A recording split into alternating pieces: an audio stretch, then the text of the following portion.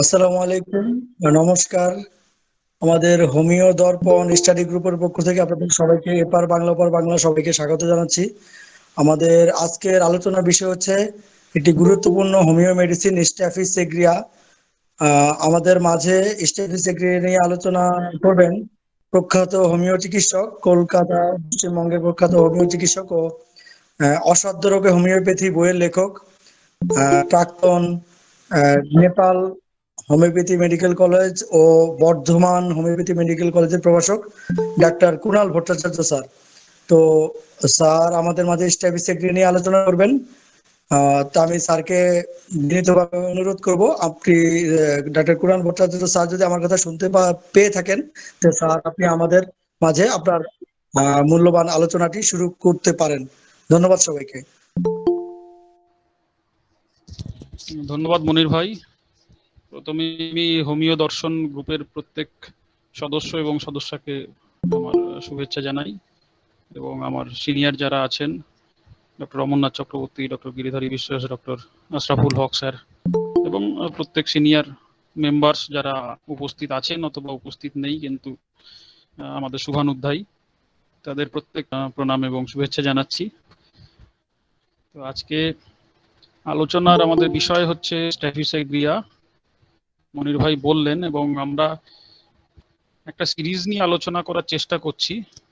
আমরা সেই সিরিজে যেগুলো আমাদের হোমিওপ্যাথিক মেটেরিয়া মেডিকায় সেনজিটিভ ড্রাগ বলে পরিচিত বা খুব ওভার সেনজিটিভ ড্রাগ বলে পরিচিত, সেই সিরিজ অনুযায়ী কয়েকটি ড্রাগ আমরা আলোচনার চেষ্টা করছি।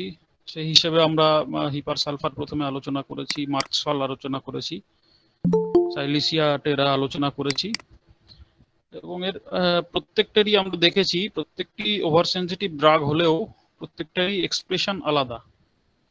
যেমন হিপার সালফার মার্কিউরিয়াসের এদের আমরা সাডেন ইম্পালসের কথা দেখেছি, সাইলিসিয়ার যে ভয় ভাব, তার ইল্ডিং নেচার, তার সবকিছু মেনে নেওয়ার যে প্রবণতা, এবং তার সঙ্গে তার অবস্টিনেসির কথা আমরা আলোচনা করেছি, তার আত্মবিশ্বাসের অভাবের কথা আলোচনা করেছি।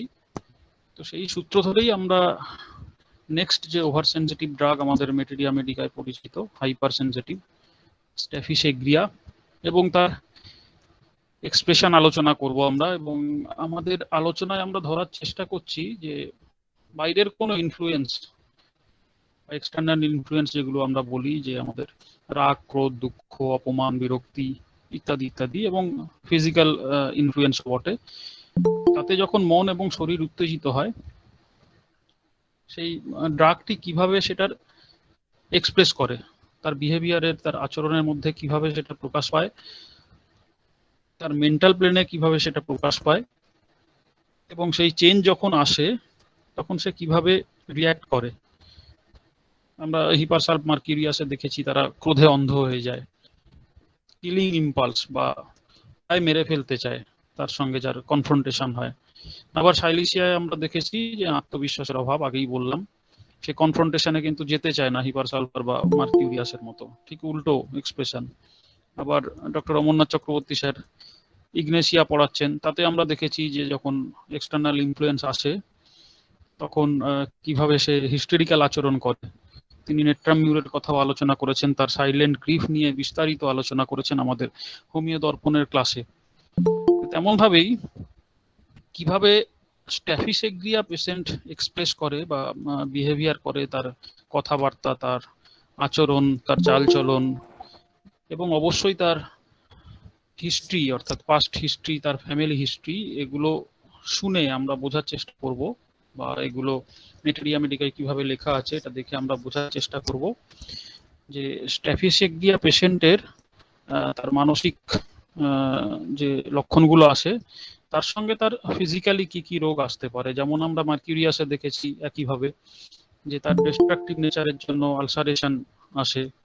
হিপার সালফারে আমরা দেখেছি তার ওভার সেনসিটিভ নেচারের জন্য তার বয়েলস বা যে কোনো স্কিন ইরাপশন, অথবা তার রেসপিরেটরি সিমটম কিভাবে ওভার সেনসিটিভ হয়ে ওঠে, বারবার সর্দি, কাশি, হাঁচি ইত্যাদি হয়, প্রচন্ড গলা ব্যথা হয় ইত্যাদি ইত্যাদি।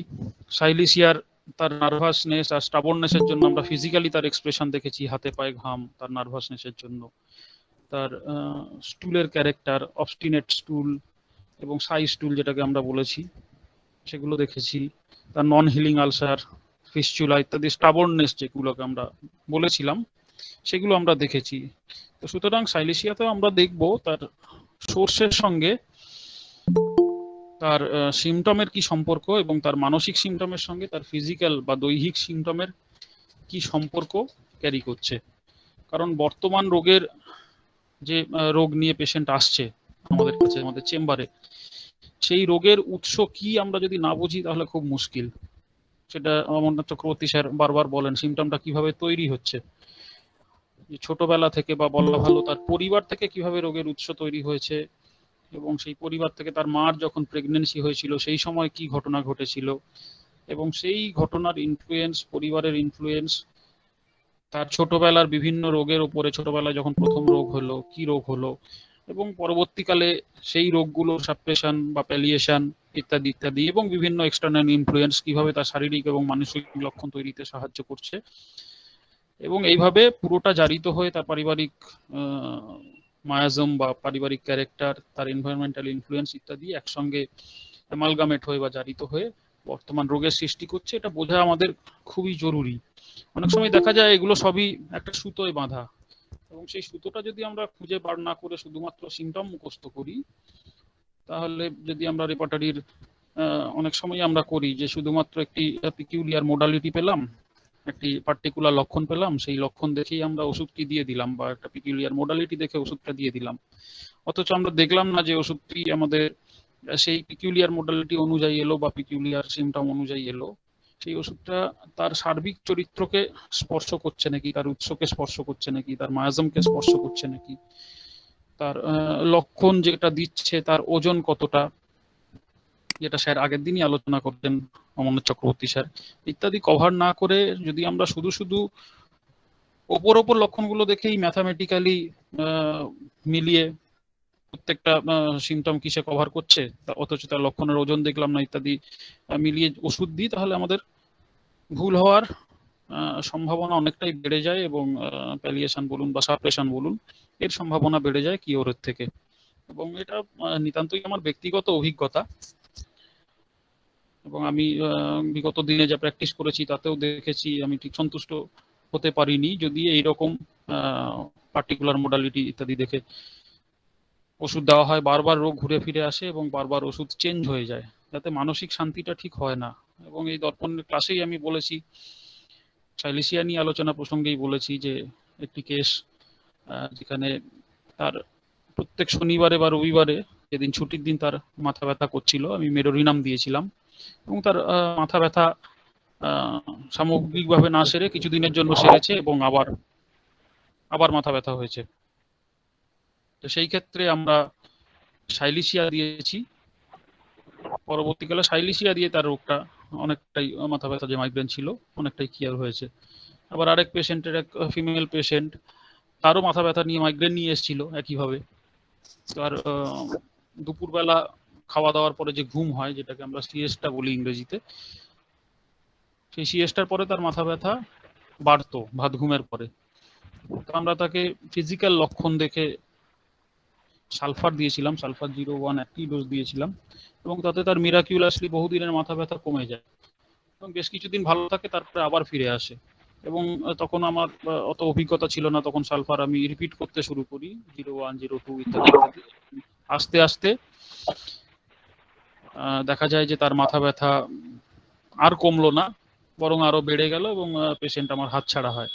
সেক্ষেত্রে আমি তখন দেখিনি তার যে মানসিক লক্ষণ ইত্যাদিতে অতটা নজর দিইনি, বা তত অভিজ্ঞতা আমার ছিল না। সেই ভদ্রমহিলার ছেলে ছিল অটিস্টিক, অথচ আমরা দেখি যে সিএসটা অ্যাগ্রাভেশন যখন দেখেছি ফিজিক্যাল সিমটম দেখে আমরা সালফার দিয়েছি, অথচ সেই একই রুব্রিকে হেড পেন, স্লিপ, সিএসটা আফটার, এই রুব্রিকে ইগনেশিয়ার মতো একটি ড্রাগ বসে আছে, সিপিআর মতো ড্রাগ বসে আছে, যেগুলো এলমেন্টস ফ্রম গ্রিফ, তার ছেলে অটিস্টিক, এই লক্ষণগুলো আমরা দেখিনি, যার জন্য সালফার দিয়ে পেশেন্টটি প্রথমে মিরাকিউলাসলি কমলেও পরবর্তীকালে আবার বেড়ে গেছে, পেশেন্ট হাতছাড়া হয়েছে। কেউ বোধহয় মিউট অফ করেননি, একটু অফ করলে নাহলে কনসেন্ট্রেশনের অসুবিধা হচ্ছে, ভালো হয়। করব তখন আমরা এইভাবেই আলোচনা করব। আমরা কলেজের লেকচারে স্ট্যাফিসেগ্রিয়া আমাদের যে কোনো কাউকে যদি প্রশ্ন করা হয়, যারা আমরা প্র্যাকটিস করছি, যে স্ট্যাফিসেগ্রিয়া কলেজ লেকচারে কি পড়ানো হচ্ছে, স্ট্যাফিসেগ্রিয়া যদি এক ঝলকে আমরা বলতে চাই বা এক ঝলকে মনে করতে চাই চেম্বারে বসে, সার্বিকভাবে ডাকটা ভালোভাবে জানা না থাকলেও কয়েকটা কথা ভাষা ভাবে আমাদের মনে আসে বা ভালোভাবে মনে আসে। সেটা হচ্ছে সাপ্রেসড অ্যাঙ্গার বা অবদমিত রাগ বা অবদমিত অপমান, সাপ্রেসড ইমোশন। এই কথাগুলো আমরা স্ট্যাফিসেগ্রিয়াতে শুনেছি। অফেন্ডেড প্রাইড ইত্যাদি কথাগুলো আমরা শুনেছি। অপমানের পরে স্ট্যাফিসেগ্রিয়া একটা খুব ভালো মেডিসিন, অর্থাৎ সেটা ইমোশন বা অ্যাঙ্গারকে সাপ্রেস করবে, প্রকাশ করবে না, এবং তার ফলে তার যদি কোনো রোগ আসে তাহলে পরে আমরা স্ট্যাফিসেগ্রিয়া দিয়ে থাকি। আবার আমরা উল্টো এক্সপ্রেশনও দেখেছি স্ট্যাফিসেগ্রিয়ার, যে রাগ হলে বিভিন্ন জিনিস ছোঁড়ে, রাগ হজম না করে ও জিনিসপত্র ছোঁড়া ভাঙা করে, ঠিক উল্টো এক্সপ্রেশন। তাহলে আমরা অনেক সময় কনফিউজড হয়ে যাই যে কখন রাগ হলে জিনিস ছুড়ে, কখন সাপ্রেস অ্যাঙ্গার হচ্ছে, ইত্যাদি ইত্যাদি। আবার আমরা রিকারেন্ট স্টাই বা বারবার যদি আমাদের চোখে আঞ্জনি হয়, তখন পালসেটিলা কাজ না হলে আমরা প্রায় স্ট্যাফিসেগ্রিয়া দিয়ে থাকি। বা স্টাই বা আঞ্জনি শক্ত হয়ে গেছে, সেটা ফাটছে না, তখন আমরা আর কিছু না দেখে স্ট্যাফিসেগ্রিয়া দিয়েই থাকি এবং রিপিটেডলি ডোজ দিয়ে থাকি। আবার খুবই পরিচিত স্ট্যাফিসেগ্রিয়ার একটা এক্সপ্রেশন, সেটা হচ্ছে হানিমুন সিস্টাইটিস, বা নতুন বউ হয়ে এসছে, নিউলি ম্যারিড গার্ল, তার যদি পেচ্ছাপের কোনো সমস্যা হয়, বারবার পেচ্ছাপ হয়, ইউরিনারি ট্র্যাক্ট ইনফেকশন হয়, সিস্টাইটিস হয়, তখন আমরা স্ট্যাফিসেগ্রিয়া চোখ বন্ধ করে দিয়ে থাকি। আবার অনেককে আমরা দাঁতের ব্যথাতে স্ট্যাফিসেগ্রিয়া দিয়ে থাকি, দাঁত কালো হয়ে গেছে, কেরিস টিথ হয়েছে, দাঁতে গর্ত বা দাঁতে পোকা আমরা যেটাকে বলি সাধারণ ভাষায়, তার সঙ্গে ব্যথা হচ্ছে, আমরা স্ট্যাফিসেগ্রিয়া দিয়ে থাকি। আবার অনেকে সেক্সুয়াল এক্সপ্রেশনে ম্যাস্টারবেট করছে, স্বপ্নদোষ হচ্ছে, লাসিভিয়াস ড্রিম দেখছে, অর্থাৎ স্বপ্নে বিভিন্ন সেক্সুয়াল ড্রিম দেখছে, এগুলো আমরা স্ট্যাফিসেগ্রিয়া দিয়ে থাকি। তো এগুলো প্রত্যেকটাই আমরা আলাদা আলাদা ভাবে সিমটম গুলো জানি, কিন্তু এক ঝলকে স্ট্যাফিসেগ্রিয়া আমরা যেভাবে যেগুলো বললাম সিমটম গুলো, এই লক্ষণগুলো আপাত দৃষ্টিতে আলাদা হলেও এদের মধ্যে কি আদৌ কোনো যোগসূত্র আছে নাকি, সেটা কি আমরা কখনো ভেবে দেখেছি বা আমাদের ভাবানো হয়েছে কলেজে? বোধহয় আমরা সেভাবে ভেবে দেখিনি।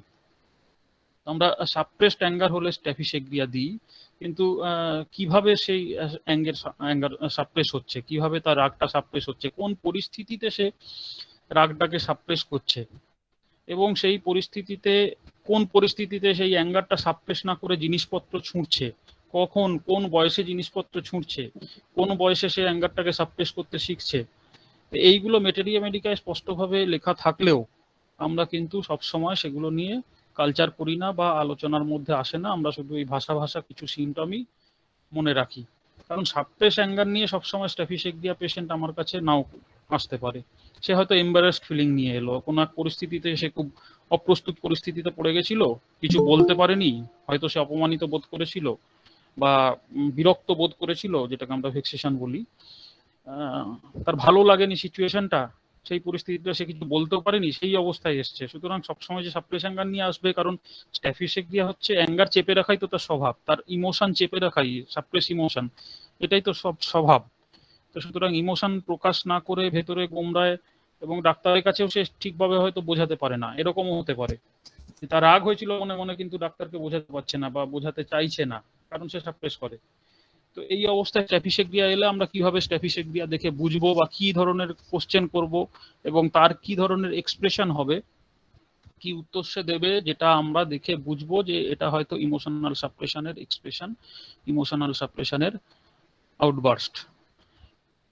এই ব্যাপারগুলো আমরা যদি একটু আলোচনা করি নিজেদের মধ্যে, তাহলে, এবং নিজেদের অভিজ্ঞতা শেয়ার করি, তাহলে আমাদের বুঝতে সুবিধা হবে। আবার এই যে নিউলি ম্যারিড লেডির কথা আমরা বলছি, যে নতুন সদ্য বিবাহিত মহিলা, তাদের সিস্টাইটিস বা ডিজিউরিয়া বা হানিমুন সিস্টাইটিস, যে কথাটা মেটেরিয়া মেডিকায় লেখা আছে, এই হানিমুন সিস্টাইটিস কখন ডেভেলপ করছে, কোন ধরনের মেয়েদের হানিমুন সিস্টাইটিস ডেভেলপ করছে? নতুন বিয়ে হলেই তো আর হানিমুন সিস্টাইটিস হয় না, তার পেচ্ছাপের সমস্যা হয় না। তো কোন পেশেন্টের হানিমুন সিস্টাইটিস হচ্ছে এবং কখন তাকে স্ট্যাফিসেগ্রিয়া দিচ্ছি, এই কথাটাও খুব আমাদের গুরুত্ব দিয়ে ভাবতে হবে। তো এখানে এই যে নিউলি ম্যারিড কথাটা, এই কথাটা খুব কিন্তু গুরুত্বপূর্ণ, যেটা আমাদের অনেক সময় বলা হয় না। নতুন মহিলা বিয়ে হয়ে এসছে, তার সিস্টাইটিস হচ্ছে, স্ট্যাফিসেক্রিয়া, কিন্তু কেন হলো? সেই নিউলি ম্যারিড গার্লটি অন্যান্য যে সদ্য বিবাহিত মহিলা তার হলো না, এর কেন হলো? এই ব্যাপারটা কিন্তু ভাবতে হবে। অর্থাৎ একটা মেয়ে যখন তার বউ হচ্ছে, মানে স্বাধীন পাখিকে যখন তাকে খাঁচায় পোড়া হচ্ছে বলা যায়, যদি ছেলে হতো আমরা বলতে পারতাম হয়তো বাঁধা গরুকে, মানে ছাড়া গরুকে বাঁধা হলো। তো মেয়েদের ক্ষেত্রে তো সেটা বলা যাবে না। স্বাধীন পাখিকে তাকে খাঁচায় পোড়া হলো, তার বাপের বাড়ি থেকে সে শ্বশুর বাড়িতে এলো। আর ছেলেদের ক্ষেত্রে অবশ্য ঘর জামাইয়ের ক্ষেত্রে যদি সিস্টাইটিস হয় তাহলে হয়তো স্ট্যাফিসেক্রিয়ার কথা আমরা ভাবতে পারি। ঘর জামাই তো খুব কম দেখি আমরা, সুতরাং কোনো অভিজ্ঞতা নেই আমার। তো মেয়েদের ক্ষেত্রেই বলি, তার জীবনে কি কি পরিবর্তন হলো শ্বশুর বাড়িতে এসে, শ্বশুর বাড়িতে এসে কি পরিবেশ পেল, এবং শ্বশুর বাড়ির পরিবেশ তার মনে কিভাবে প্রভাব ফেললো, সেটা যদি বোঝা যায় তাহলে কিন্তু স্ট্যাফিসেক্রিয়াকে বোঝা যাবে যে তার হানিমুন সিস্টাইটিস, অর্থাৎ শ্বশুর বাড়িতে আসার পরে, ফার্স্ট পজিশনের পরে, প্রথম মিলিত হওয়ার পরে তার কেন এরকম ওই সময়টাতে ওই সিচুয়েশনে তার সিস্টাইটিস ডেভেলপ করলো। এবং অনেক সময় আমরা দেখেছি যে সদ্য বিবাহিত মহিলার কথা যেমন বললাম, সদ্য শাশুড়ি, অর্থাৎ কি বলবো, নিউলি মাদার ইন ল, তার যদি সিস্টাইটিস হয় বা তার যদি কোনো কিডনি প্রবলেম আসে, অর্থাৎ ছেলের বিয়ে হয়েছে বা মেয়ের বিয়ে হয়েছে, তারপরে সেই শাশুড়ির সিস্টাইটিস হয়েছে, তাহলেও কিন্তু আমরা স্ট্যাফিসেক্রিয়া ভাবতে পারি।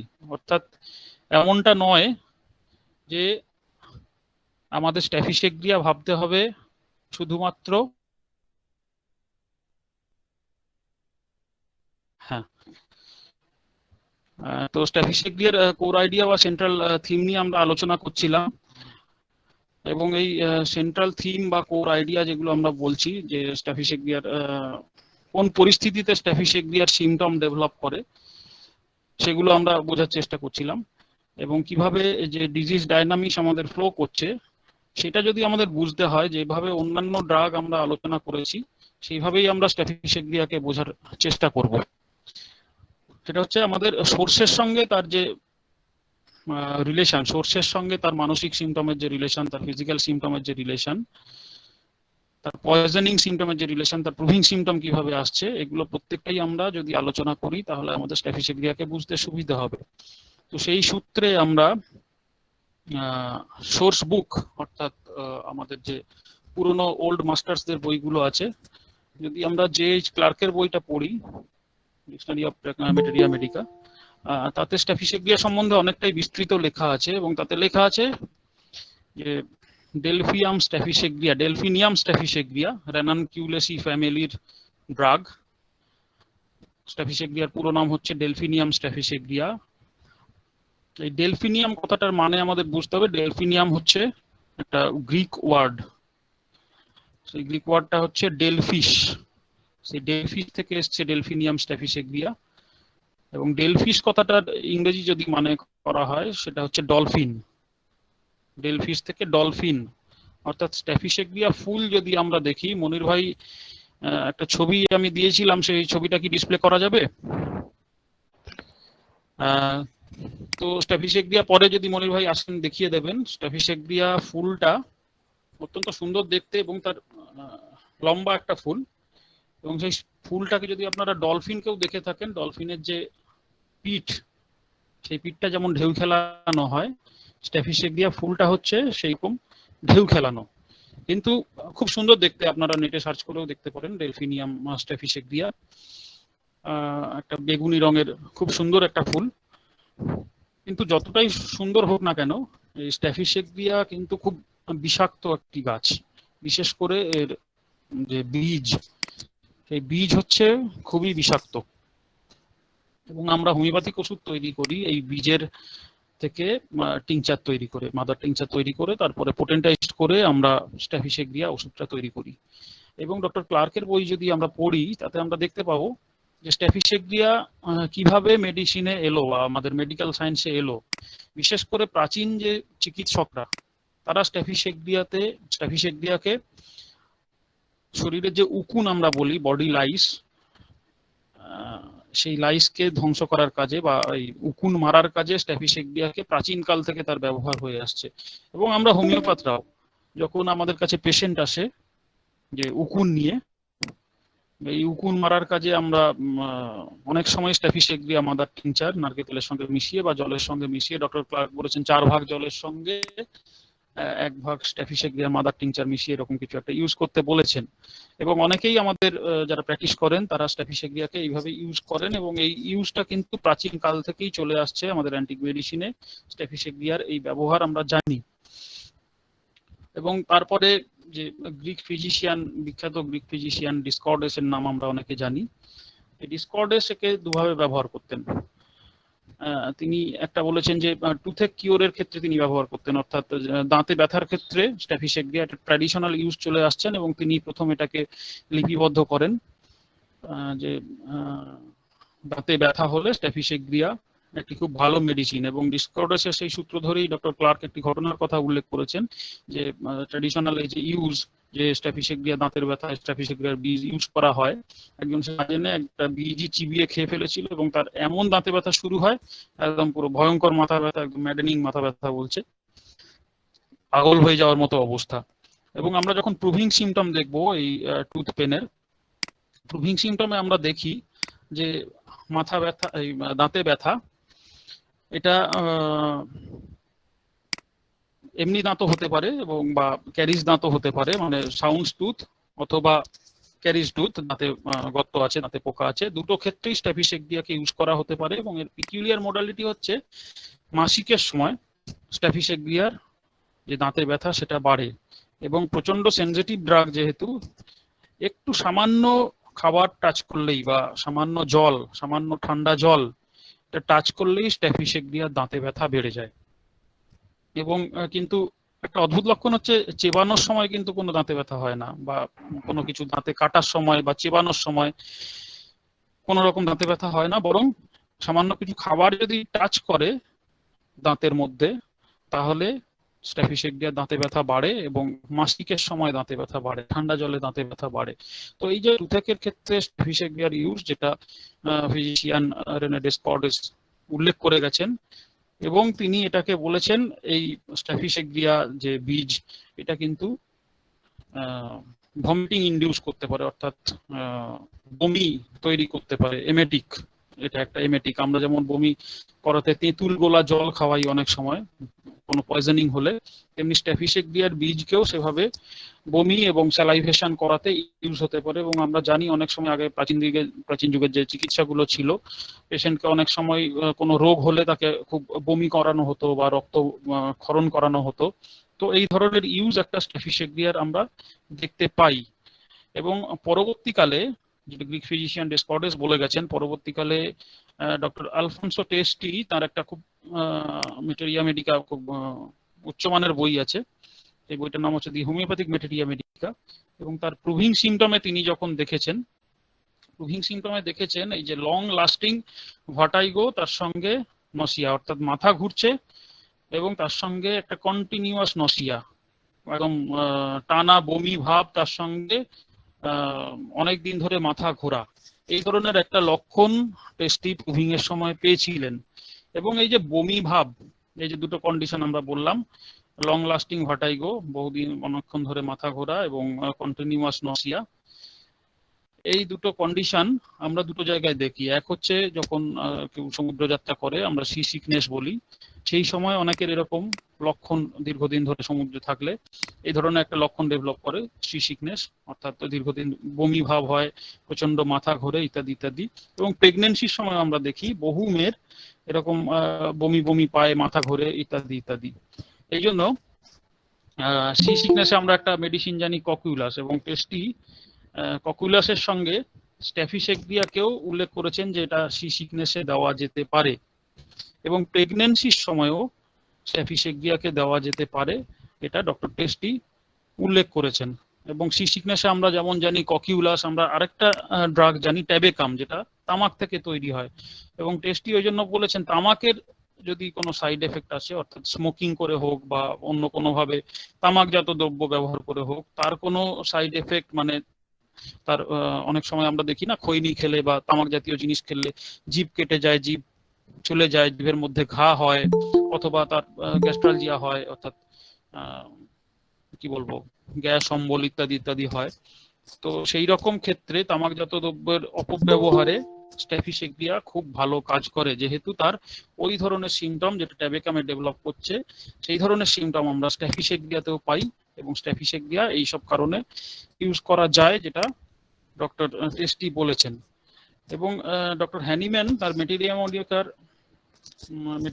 পিউরাতে একটা সিমটমের কথা, এই যে ভার্টাইগো নিয়ে এতক্ষণ আমরা কথা বলছি, তার নসিয়া ভাব নিয়ে কথা বলছি, একটা খুব অদ্ভুত সিমটম তিনি মেটেরিয়া মেডিকা পিউরায় দিয়েছেন, যেটা ক্লার্কে উল্লেখ আছে।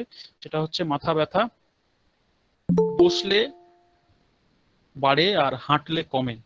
মানে পিকুলিয়ার না, সাধারণত মাথা ব্যথা বা মাথা ঘোরা এগুলো বসলে কমে আর হাঁটা চলা করলে বাড়ে, কিন্তু ঠিক উল্টোটা দেখা যায় স্ট্যাফিসেগ্রিয়াকে, যেটা মহাত্মা হ্যানিম্যান তার প্রুভিং এ মেটেরিয়া মেডিকা পিউরাতে উল্লেখ করেছেন, যে হাঁটাচলা করলে তার মাথা ঘোরা কমে।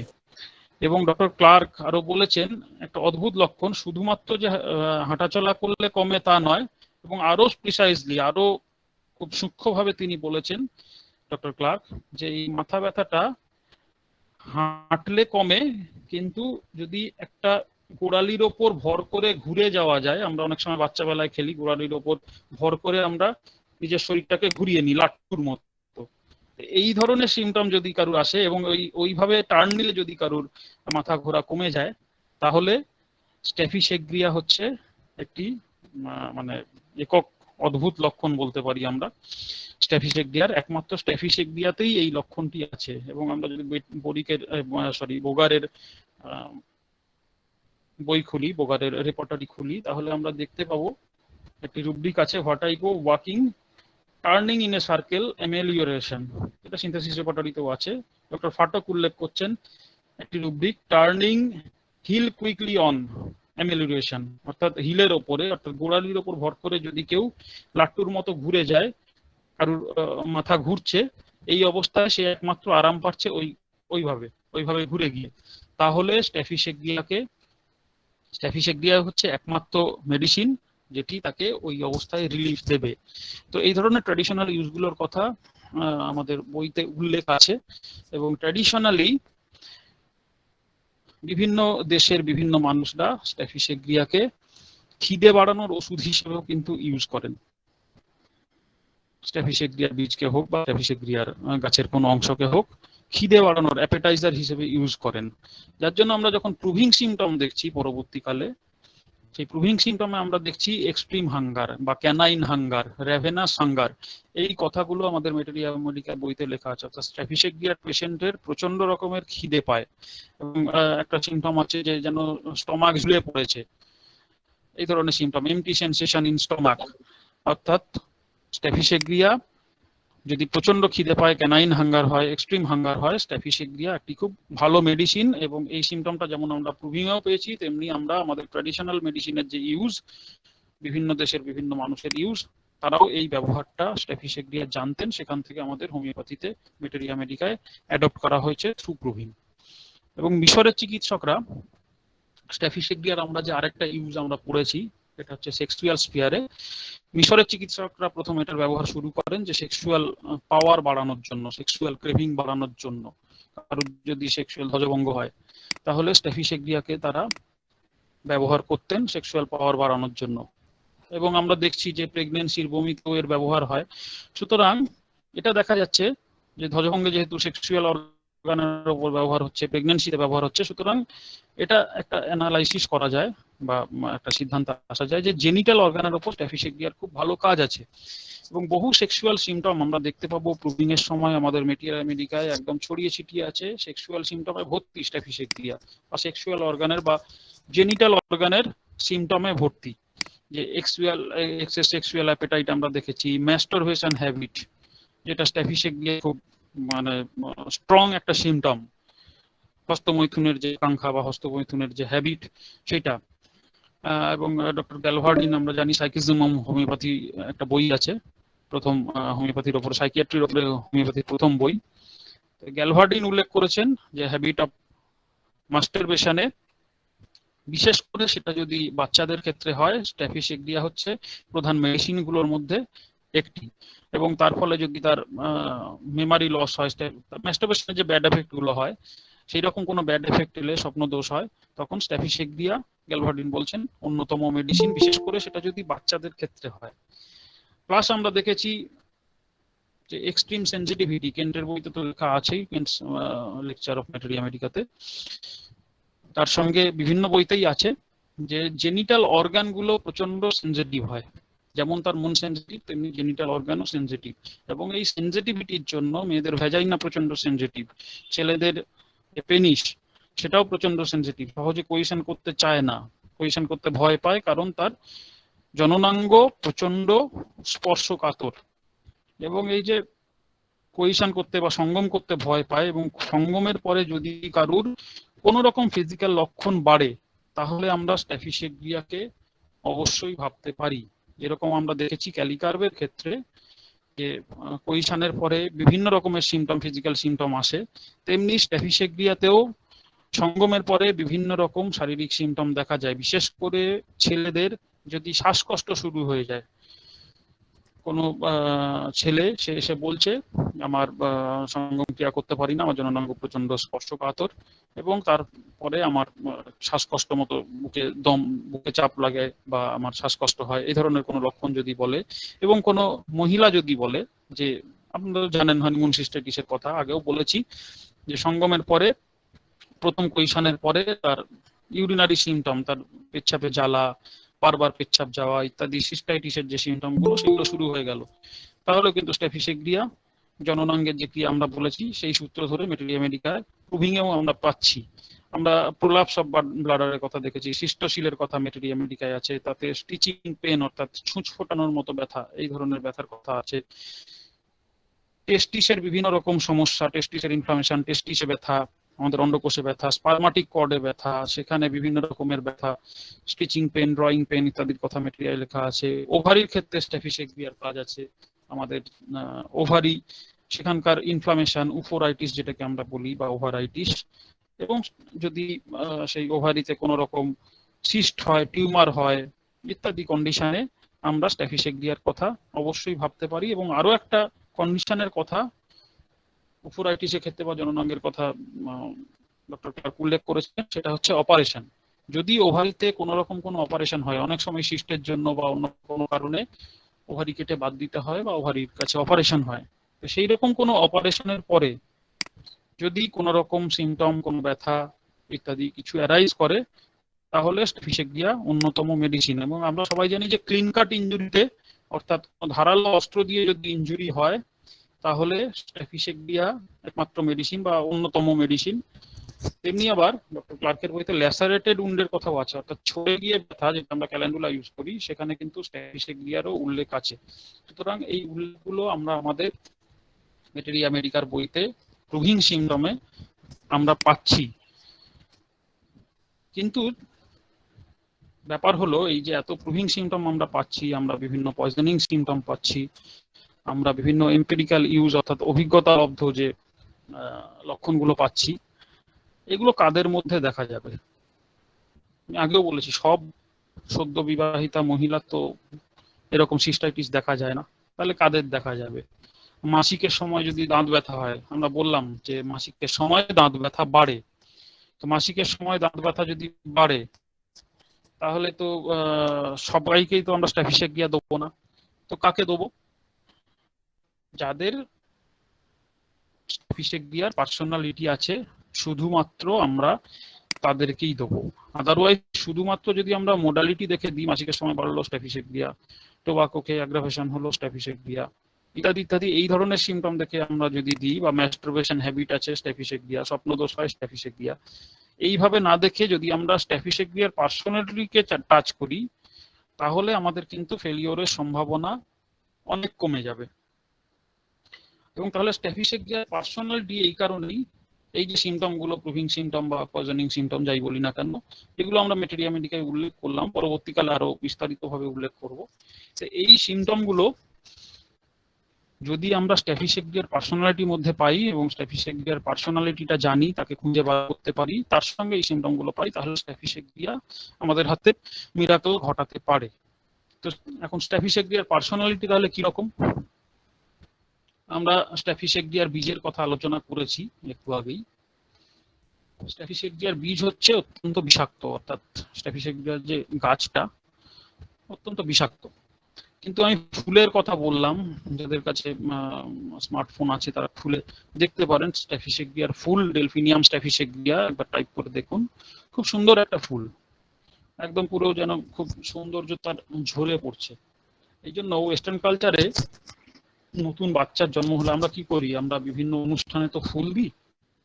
তো ওয়েস্টার্ন কালচারে নতুন কোনো বাচ্চার যদি জন্ম হয় বা কারোর জন্মদিন হয়, তাহলে স্ট্যাফিসেক্রিয়া ফুলকে আমরা যেমন বোকে করে দিই, ওরাও তেমনি স্ট্যাফিসেক্রিয়া ফুলকে ওই জন্মদিনের সময় বা নতুন যারা সদ্যজাত তাদের কোনো অনুষ্ঠানে গেলে স্ট্যাফিসেক্রিয়ার ফুলকে বোকে হিসেবে তাকে গিফট করা হয়।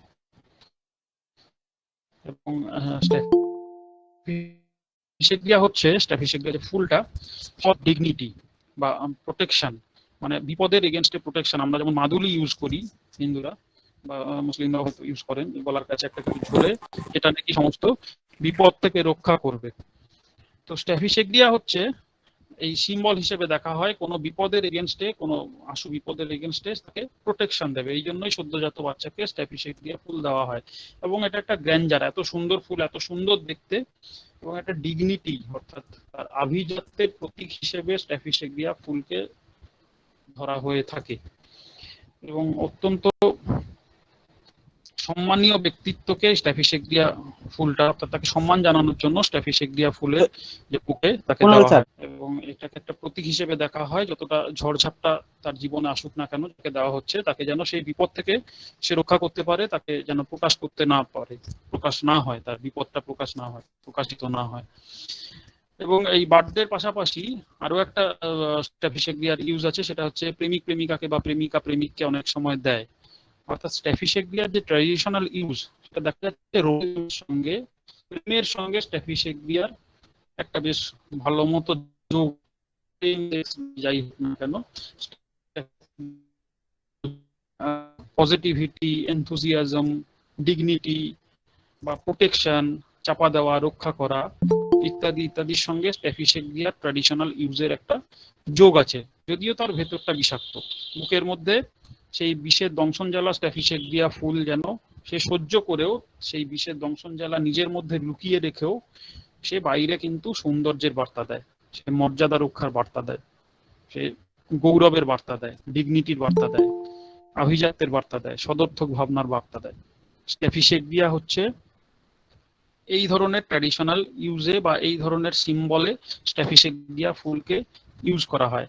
এবং আমরা যদি বিভিন্ন উপকথা দেখি স্ট্যাফিসেক্রিয়া সম্বন্ধে, বিশেষ করে গ্রিক উপকথা যদি আমরা দেখি, সেই গ্রিক উপকথায় আমরা মার্কারির কথা আলোচনা করেছি মার্কিউরিয়াস সলের সময়, তেমনি স্ট্যাফিসেক্রিয়ার সময় একটা নাম খুব গুরুত্বপূর্ণ, এটা জেনে রাখা উচিত। সেটা হচ্ছে গ্রিক বীর অ্যাজাক্সের কথা। আমরা সবাই ইলিয়াড ওডিসি কাব্য মহাকাব্য হয়তো অনেকে পড়েছি, অনেকে পড়িনি। গ্রিকদের যে মহাকাব্য, আমাদের যেমন মহাভারত, রামায়ণ ভারতে, তেমনি গ্রিকের মহাকাব্য হচ্ছে ইলিয়াড ওডিসি। সেই ইলিয়াড ওডিসির একটা মহাচরিত্র হচ্ছে অ্যাজাক্স, এবং বলা হচ্ছে স্ট্যাফিসেক্রিয়া বা ডেলফিনিয়াম যে ফুল, ডেলফিনিয়াম স্ট্যাফিসেক্রিয়া হচ্ছে এই অ্যাজাক্সের রক্ত থেকে তৈরি। এবং যদি আমরা গল্পটা সময় হয় আমরা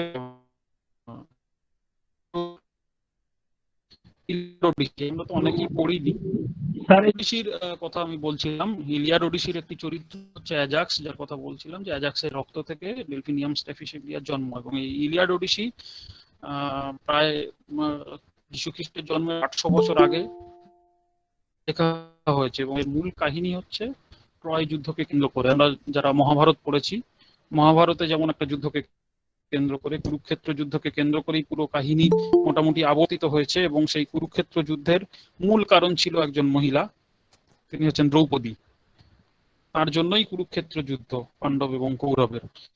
তেমনি আমাদের ইলিয়াড ওডিসিতে বা ইলিয়াডে বলা ভালো, মূল কাহিনী আবর্তিত হচ্ছে হেলেনকে কেন্দ্র করে। হেলেন ছিলেন গ্রিস দেশের শ্রেষ্ঠ সুন্দরী, মেনেলাসের পত্নী, গ্রিক একজন বীর। সেই হেলেনকে অপহরণ করে নিয়ে যায় ট্রয় নগরীর একজন যোদ্ধা, মানে ট্রয় আর একটা নগরী। এবং আপনারা যারা সিনেমা পছন্দ করেন, সিনেমা আপনার ট্রয় বলে একটা সিনেমা আছে হলিউডের, সেই ট্রয় সিনেমাটা দেখবেন। এই ট্রয় সিনেমাতে এই ইলিয়াড যে কাহিনী, এটা খুব সুন্দরভাবে আছে, ব্র্যাড পিট অভিনয় করেছিলেন। তো হেলেনকে অপহরণ করে নিয়ে যায় ট্রয় নগরীর একজন যোদ্ধা গ্রিস দেশ থেকে, তার শ্রেষ্ঠ রত্নকে, তার শ্রেষ্ঠ সুন্দরীকে। এবং এই হেলেনকে ফিরিয়ে আনার জন্য গ্রিক বীরদের যে প্রয়াস এবং ট্রয়ের যে প্রতিরোধ, বা হেলেনকে আটকে রাখার জন্য যে প্রতিরোধ, সেই প্রতিরোধকে ঘিরেই কিন্তু ইলিয়াডের কাহিনী আমাদের আবর্তিত হয়েছে। এবং ইলিয়াড পড়লে বোঝা যাবে ট্রয়ের শ্রেষ্ঠ যোদ্ধা ছিলেন হেক্টর, এবং গ্রিসদের অনেক যোদ্ধা ছিলেন। রাজা অ্যাগমেনন ছিলেন, অ্যাকিলিস ছিলেন, ওডিসিউস ছিলেন, এবং অবশ্যই যার কথা আমরা বলছি সেই অ্যাজাক্স ছিলেন। এরা ছিলেন প্রধান চারজন গ্রিসের যোদ্ধা, এবং এদের নেতা ছিলেন রাজা অ্যাগমেনন। এবং অ্যাগমেননের সঙ্গে আবার গ্রিসদের শ্রেষ্ঠ যোদ্ধা অ্যাকিলিসের একটা ঈগল লড়াই ছিল, যেই জন্য ট্রয় যুদ্ধে প্রথমে অ্যাকিলিস অংশগ্রহণ করেনি। অ্যাকিলিস নামটা আমাদের সবার পরিচিত, আমাদের অ্যাকিলিস টেন্ডন আছে পায়ে অ্যাকিলিসের নাম অনুসারে, তারও অন্য গল্প আছে। তো যাই হোক, তো এই অ্যাকিলিস রাজা অ্যাগমেননের ওপর রাগে এই ট্রয়ের যুদ্ধে অংশগ্রহণ প্রথমে করেননি, এবং না করার জন্য অ্যাকিলিস যেহেতু শ্রেষ্ঠ যোদ্ধা তিনি বাইরে, ওই জন্য গ্রিকসরা যথেষ্ট যুদ্ধ করা সত্ত্বেও কিছুতেই ট্রয়ের মধ্যে প্রবেশ করতে পারেন না এবং হেলেনকে উদ্ধার করতে পারছিলেন না। এবং অ্যাকিলিসের কাছে একটা আমাদের যারা মহাভারত পড়েছি, মহাবীর কর্ণের একটা কবচ কুণ্ডল ছিল, একটা অক্ষয় কবচ কুণ্ডল, তেমনি অ্যাকিলিসেরও একটা বর্ম ছিল, যে বর্মটাকে কেউ ভেদ করতে পারতো না, সেটা তিনি দেবতাদের রাজার থেকে পেয়েছিলেন। তো এই বর্মটা অ্যাকিলিস পরে থাকতেন, এবং অ্যাকিলিস নিজে যাননি বটে, কিন্তু তার ভাইকে পাঠিয়ে দিয়েছিলেন ওই যুদ্ধে অংশগ্রহণ করার জন্য। এবং ট্রয়ের যে শ্রেষ্ঠ যোদ্ধা বললেন হেক্টর, ভাইকে যে পাঠিয়েছিলেন অ্যাকিলিস, সেই বর্ম পরেই পাঠিয়েছিলেন, সেই বর্মটা দিয়ে পাঠিয়েছিলেন। এবং ট্রয়ের যে শ্রেষ্ঠ যোদ্ধা হেক্টর, সে অ্যাকিলিসের ভাইকে মেরে ফেলে এবং সেই বর্মটাকে হাতিয়ে নেয়। এবং যেই বর্মটাকে হাতিয়ে নেয়, তখন অ্যাকিলিসের টনক নড়ে, এবং অ্যাকিলিস তখন প্রচন্ড রেগে যায় তার ভাইয়ের বদলা নেওয়ার জন্য। সে তখন ট্রয়ের যুদ্ধে অংশগ্রহণ করে এবং অ্যাগামেমননের সঙ্গে মিটমাট করে এবং ট্রয়ের যুদ্ধে অংশগ্রহণ করে, সেই হেক্টরকে সে পরাজিত করে। কিন্তু হেক্টরকে পরাজিত করলেও অ্যাকিলিস নিজেও মারা পড়ে। এবং যেহেতু বর্মটা হেক্টরের কাছে থেকে যায়, সেই বর্মটাকে তো কাউকে ফিরিয়ে আনতে হবে ট্রয় থেকে। এই আমাদের স্ট্যাফিসেগরিয়া, যার রক্ত থেকে তৈরি, সেই মহাবীর অ্যাজাক্স, সে গিয়ে পরে যুদ্ধ করে, হেক্টর মারা গেছে, পরে যুদ্ধ করে সেই বর্মটাকে, অ্যাকিলিসের যে ম্যাজিক বর্ম বলা হয়, সেই বর্মটাকে ফিরিয়ে আনে। কিন্তু দেখা যায় যুদ্ধ শেষে যখন গ্রিকরা বিজয়ী হয়, তো অ্যাকিলিসের বর্ম ছিল গ্রিসদের একজন শ্রেষ্ঠ সম্পদ, একটা শ্রেষ্ঠ সম্পদ। তো সেই বর্মটা শ্রেষ্ঠ বীরকে দেওয়া হবে। তো সেই বর্মটা যখন দেওয়ার কথা হয়, তখন দেখা যায় সবাই মিলে, অ্যাজাক্স প্রথমে সেটা দাবি করে যে আমি যেহেতু বর্মটাকে ফিরিয়ে এনেছি, সেহেতু এই বর্মটা আমাকে দেওয়া হোক। কিন্তু অ্যাজাক্সকে বঞ্চিত করে গ্রিসদের যিনি নেতা ছিলেন, সেই অ্যাগমেননকে নেতা হিসেবে সেই দৈব বর্ম যেটা অ্যাকিলিসের ছিল, সেই বর্মটা দিয়ে দেওয়া হয়। এবং অ্যাজাক্স এতে ভীষণ অপমানিত বোধ করে।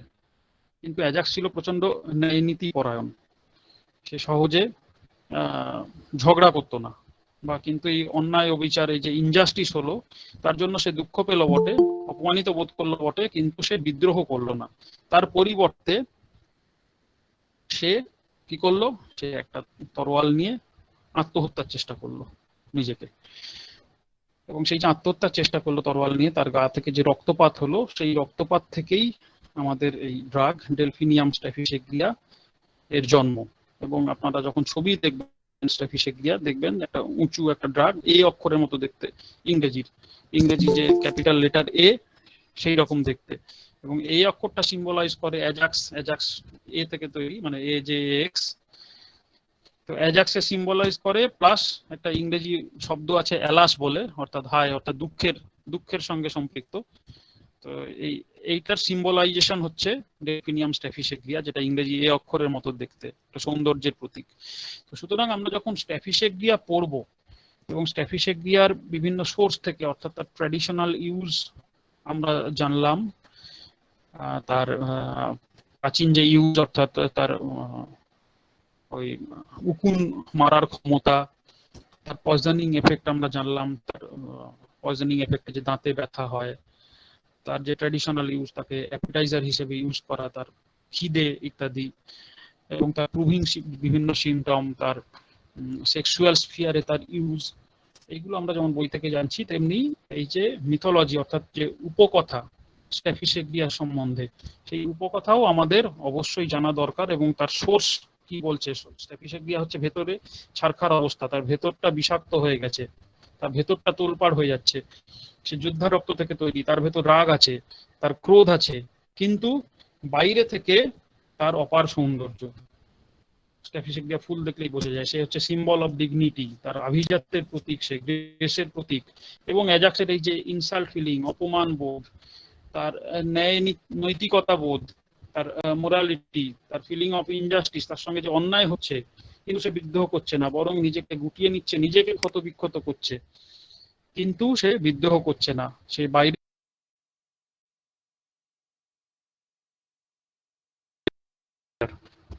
তো আমরা আজকে ঘন্টাখানেক আলোচনা করলাম।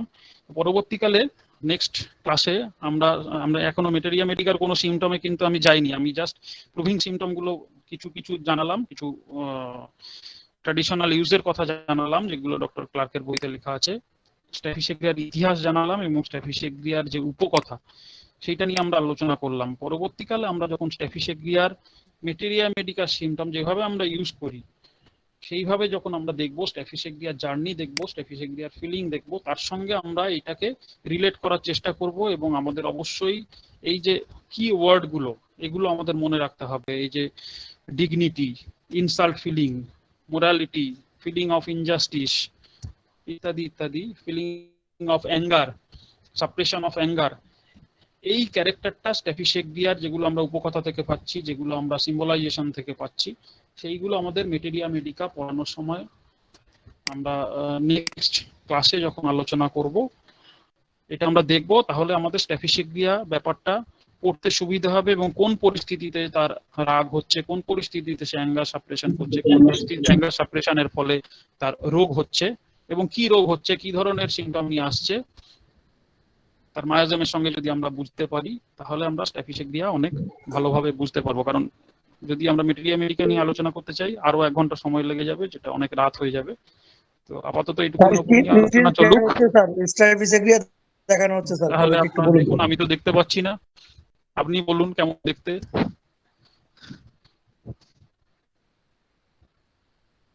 কিরকম দেখতে, কি কালার, কেউ একজন বলুন, মানিকদা বলুন। কালারটা ওই তো ব্লুইশ লাগছে, কিছুটা মানে গোলা বেগুনি লাগছে, হ্যাঁ হ্যাঁ, আর বেগুনি সাদা, পার্পল এই টাইপের। সাদাও আছে, বুঝতে পারলেন কত কিছু সুন্দর কিছু। দেখতে না? হ্যাঁ, সুন্দর, মানে খুব পুরো কালারফুল ব্যাপারটা দুর্দান্ত লাগে, কিন্তু মানে খুব সুন্দর দেখতে। একরকম নয় কিন্তু এর মধ্যে হ্যাঁ, ব্লুও আছে, হ্যাঁ, বিভিন্ন রকম গোলাপি, আছে, এরকম এটা একটা রং, বিভিন্ন রকম আছে। আবার পিঙ্ক কালারেরও হ্যাঁ, আছে, বিভিন্ন রঙের ও হয় এটা, এটা বিভিন্ন বিভিন্ন রকম। রঙের হয়, খুব কসুরি ফুলের সুন্দর মতো। দেখতে। হুম, হ্যাঁ। তো দেখুন, স্ট্যাফিসেগ্রিয়ার এই যে সৌন্দর্য, কিন্তু ভেতরে আছে এর বিষাক্ত ভাবটা আছে, পয়জনিং আছে ভেতরে বিষাক্ত, কিন্তু ওপর থেকে ডিগনিটি, অত্যন্ত সৌন্দর্য। তো এইটা হচ্ছে স্ট্যাফিসেগ্রিয়ার মূল ফিলিং। নেক্সট ক্লাসে আমরা যখন আলোচনা করবো স্ট্যাফিসেগ্রিয়ার মেটেরিয়াল, এইটুকুনি মাথায় রাখলেই হবে এই ওয়ার্ড গুলো। নেক্সট ক্লাসে আমরা স্ট্যাফিসেগ্রিয়া সম্বন্ধে মেটেরিয়ামেটিকা থেকে আরো বিস্তারিত আলোচনা করব, স্ট্যাফিসেগ্রিয়া কিভাবে রিপ্রেজেন্ট করে চেম্বারে সেইটা আলোচনা করব, কি কি রোগ নিয়ে রিপ্রেজেন্ট করে, মানসিকভাবে কিভাবে রিপ্রেজেন্ট করে। তো এইটুকুনি আজকে আলোচনা আমি শেষ করছি আজকের জন্য। ধন্যবাদ। আমি মাইক্রোফোন অফ করতে পারছি না, যেহেতু আমি স্ক্রিনে কিছু দেখতে পাচ্ছি না। আশা করি ডিস্টারবেন্স হবে না, আমি ফাঁকা জায়গাতেই বসে আছি। ধন্যবাদ সঞ্চালকের হাতে তুলে দিলাম।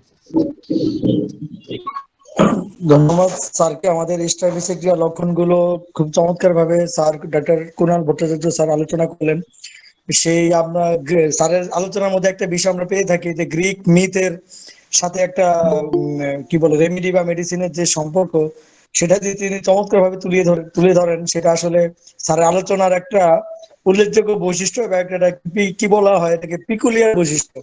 এই জন্য স্যারের বিষয়, আর স্যার অনেক পরিশ্রম করে বিভিন্ন ম্যাটেরিয়া থেকে তথ্যগুলো সন্নিবেশিত করেন। তো আমরা একবারে একটা মেডিসিনের পরিপূর্ণ একটা রূপ আমরা তুলে আমাদের সামনে তিনি তুলে ধরেন। আমরা আশা করি আগামী ক্লাসে আরো স্টেপিসিড ক্রিয়া সম্পর্কে জানবো। স্টেপিসিড ক্রিয়া সম্পর্কে আমাদের সব জিজ্ঞাসা বা সব জ্ঞানের অবসান আমরা স্যারের আলোচনা থেকে আমরা পাবো। স্যারের আলোচনা থেকে আমরা স্টেপিসিড ক্রিয়া সম্পর্কে আলোচনা করবো। এখন